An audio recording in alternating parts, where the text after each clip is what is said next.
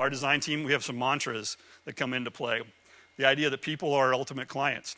We get in with a group of really smart people, and they're brilliant, amazing people. They all have their things that they've got to do. And after you meet for a while, they all go back to doing those brilliant things that they've got to do. And somebody needs to kind of bring that together and hold on to what we consider the user experience. So that user advocacy, if you will, which is another point that we try to hold on to.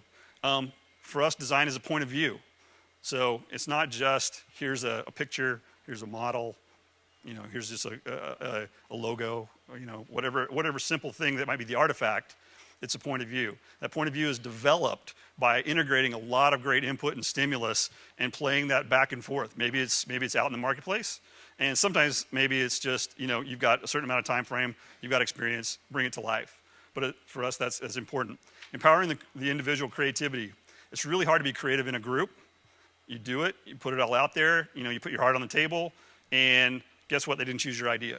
But I still need you to follow through on the other guy's idea.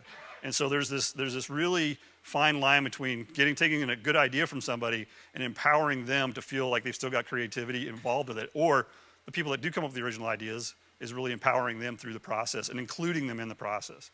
So some of those things come into play. Proactive over reactive, that's, I think, speaks for itself. It's like we'd rather people put ideas out as opposed to being asked to do something all the time. Design is not a democracy, definitely. Big believer in this, but it's inclusive. You get a lot of, again, good information, good people moving in the right direction, but eventually somebody's got to go, okay, that's the mountain we're going to climb. Let's go that way. And then we'll go as a team, and we'll figure out how to get there. But if you don't do that, what you end up with is just this sort of slow homogenization of ideas, and they just erode really quickly.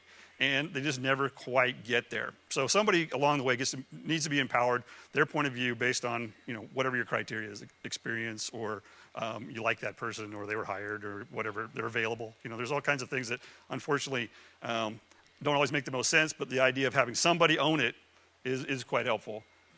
Culture, we talked about that a little bit, is really key for soulful work because it's authentic. Designers really get a little sideways if you don't live in an authentic space. If they feel like they're being fake or not real or not authentic in what they're doing, it comes through in the work.